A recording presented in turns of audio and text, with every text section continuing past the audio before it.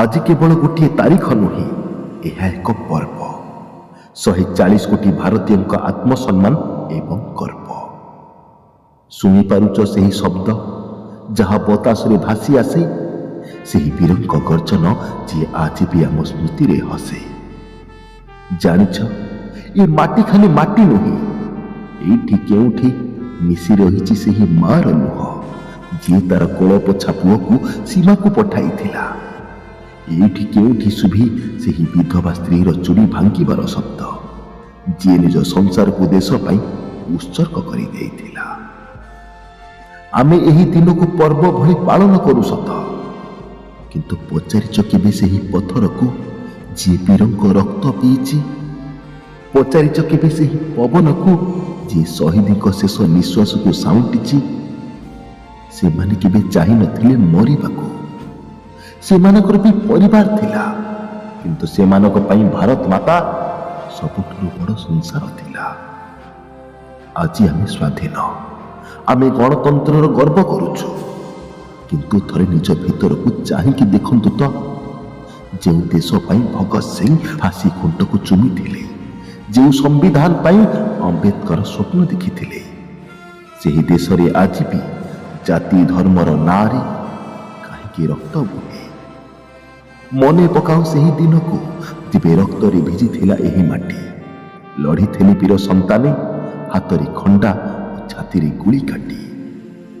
ସେମାନେ ଶୋଇଗଲେ ଯେମିତି ଆମେ ଶାନ୍ତିରେ ଶୋଇପାରିବା। ସେମାନେ ପ୍ରାଣ ଦେଲେ ଯେମିତି ଆମେ ମୁଣ୍ଡ ଟେକି ବଞ୍ଚିପାରିବା। ସେମାନଙ୍କ ବଳିଦାନର ମୂଲ୍ୟ କ'ଣ ଆମେ କେବେ ବୁଝିପାରିବା ନାହିଁ? ଶିକ୍ଷା ବିଜ୍ଞାନକୁ ନିଜ ଭିତରେ ରଖି ଆମେ ଆଗକୁ ବଢ଼ିଲେ ସେମାନେ ନିଶ୍ଚୟ ଖୁସି ହେବେ ଆମକୁ ଚାହିଁ। ଆଜିର ଭାରତ ବଦଳିଛି, ଆଜିର ଭାରତ ଜାଗିଛି। ସୀମାରେ କେହି ଆଖି ଦେଖାଇଲେ ଘରେ ବସି ମାରିବାକୁ ସାହସ ରଖିଛି। କେବଳ ଯୁଦ୍ଧକ୍ଷେତ୍ର ନୁହେଁ, ଚନ୍ଦ୍ରର ଦକ୍ଷିଣ ମେରୁରେ ଆମରି ପାଦ। ଡିଜିଟାଲ ଦୁନିଆରେ ଆଜି ଭାରତର ହିଁ ସିଂହନାଦ। କିନ୍ତୁ କେବଳ ପ୍ରକୃତିରେ କ'ଣ ସବୁ ସରିଯିବ ଯଦି ଆମ ଭିତରେ ଦେଶ ପ୍ରେମର ନିଆଁ ଲିଭିଯିବ? ଆଜି ବି ଅଛି ଭେଦଭାବ, ଆଜି ବି ଅଛି ଭ୍ରଷ୍ଟାଚାର। ଏହାକୁ ପୋଡ଼ିବାକୁ ହେବ। ଏଇଟା ହିଁ ଆଜିର ବିଚାର। ଦେଶ ପ୍ରେମର ଅର୍ଥ ନୁହେଁ କେବଳ ଫେସବୁକରେ କି ହ୍ୱାଟ୍ସଆପରେ ଫଟୋ ରଖିବା। ଦେଶ ପ୍ରେମର ପ୍ରକୃତ ଅର୍ଥ ନିଜ କାମରେ ସଚୋଟ ହେବା, ଦେଶ ପାଇଁ କିଛି କରିକି ଦେଶର ନାଁକୁ ଗର୍ବିତ କରିବା। ଆମେ ଚନ୍ଦ୍ରକୁ ଛୁଇଁଲେ କ'ଣ ହେବ ଯଦି ଆମ ନିଜ ଭାଇର ହାତ ଛାଡ଼ି ଦେଉଛୁ?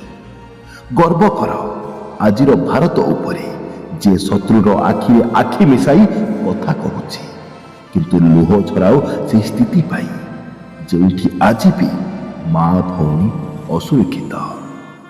ଆମକୁ ଖାଲି ଭାରତୀୟ ହେଲେ ଚଳିବନି, ଆମକୁ ସେହି ମଣିଷ ହେବାକୁ ପଡ଼ିବ ଯାହା ସେହି ଶହୀଦମାନେ ଚାହିଁଥିଲେ।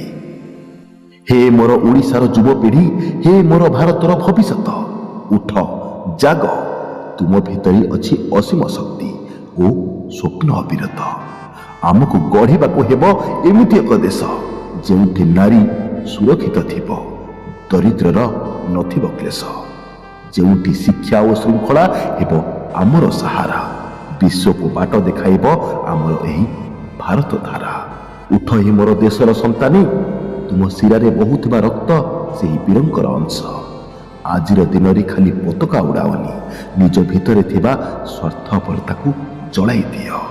ଗୋଟିଏ ଶପଥ ନିଅ, ମୁଁ ଲାଞ୍ଚ ଦେବିନି କି ନେବାକୁ ଦେବିନି, ମୁଁ ଅନ୍ୟାୟ କରିବିନି କି କରିବାକୁ ଦେବିନି, ମୁଁ ମୋର ବୀର ଶହୀଦମାନଙ୍କର ବଳିଦାନକୁ କେବେ ବୃଥାରେ ଯିବାକୁ ଦେବିନି।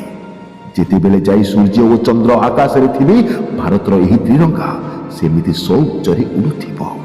ଆସନ୍ତୁ ମିଶିକି କହିବା ଏମିତି ଗୋଟିଏ ସ୍ୱରରେ, ଯେମିତି ସେହି ଅମର ଶହୀଦମାନେ ଶୁଣିପାରିବେ କି ତୁମ ବଳିଦାନ ବୃଥା ଯାଇନି, ତୁମ ଭାରତ ଆଜି ବି ଜାଗ୍ରତ ଅଛି। ତୁମ ବଳିଦାନର ଦିବସ ସବୁବେଳେ ଅମର ରହୁ। ଜୟ ହିନ୍ଦ, ଜୟ ଭାରତ।